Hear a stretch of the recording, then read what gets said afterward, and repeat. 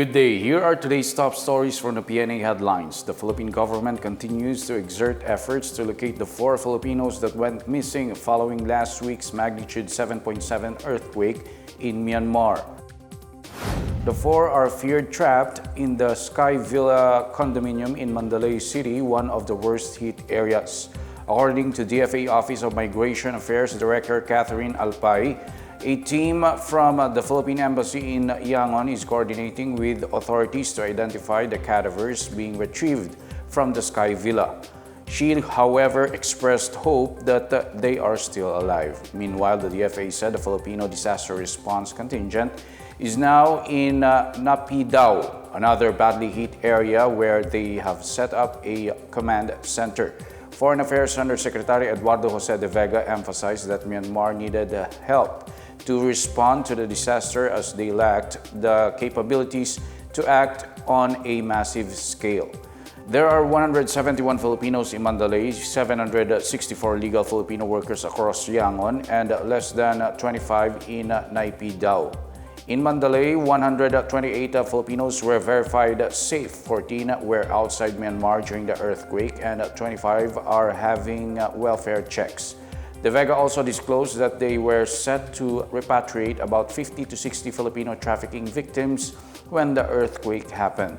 Earlier, President Ferdinand R. Marcos Jr. ordered all relevant agencies to mobilize and send aid to Myanmar and Thailand.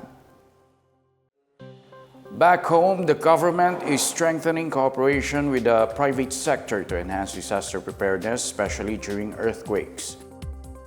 Office of the Civil Defense Administrator Ariel Nepomuceno said this is in line with President Ferdinand R. Marcos Jr.'s directive to strengthen disaster preparedness. Nepomuceno said OCD has partnered with the Chamber of Mines of the Philippines, academic institutions, including the University of the Philippines, as well as local civil engineering groups to assist the government in disaster management. He said the government is also working with the private sector and civil society to respond to calamities.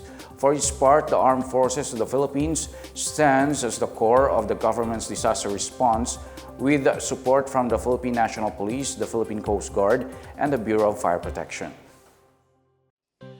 The Department of Agriculture expects lower rice imports and more robust local palay production this year.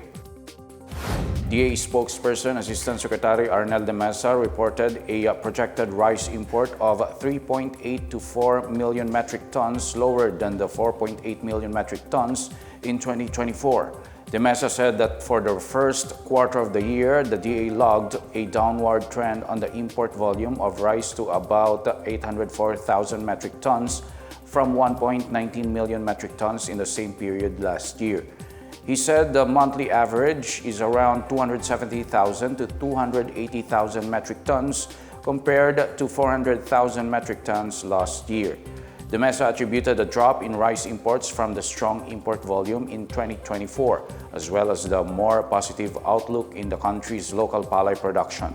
He also highlighted the government's measures to stabilize rice prices, including the setting of maximum suggested retail price for 5% broken imported rice and the declaration of a food security emergency for rice. For 2025, De Mesa said the overall palay output may recover and even hit the 2023 level of 20 million metric tons. In 2024, local palay production plunged to 19.3 million metric tons due to various factors such as El Nino and La Nina weather disturbances and the eruption of Mount Canlaon.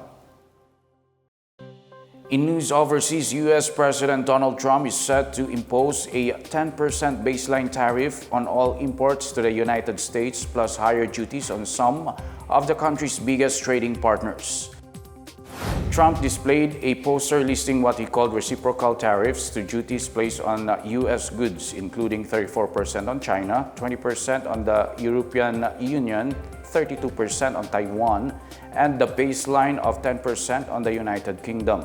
For the Philippines, the imposed reciprocal tariff is at 17%. The sweeping new tariffs are expected to take effect immediately. Trump's advisors say the tariffs will restore the United States' strategically vital manufacturing capabilities. However, Economists said the sweeping duties would reverse efforts towards trade liberalization and erect new barriers around the world's largest consumer economy.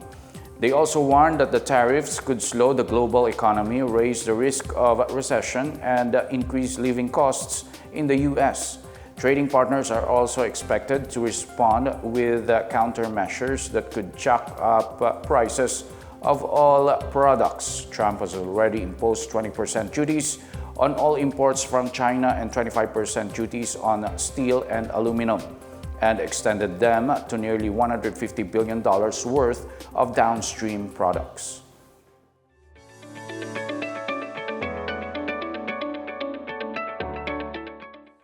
In our business news, Bureau of Immigration Commissioner Joel Anthony Viado warns the public of a new scam trend revealed by Filipino trafficking victims from Myawaddy, Myanmar.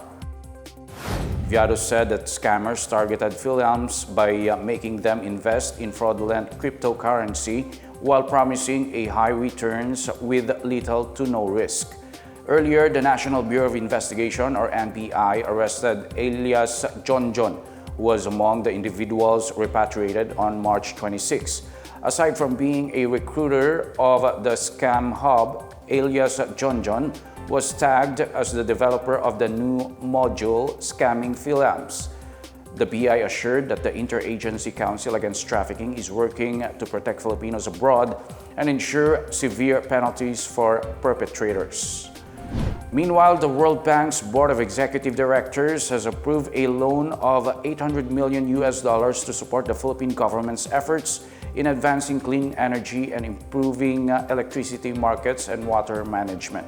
The World Bank said the first Energy Transition and Climate Resilience Development Policy loan will accelerate energy transition and increase climate change resilience.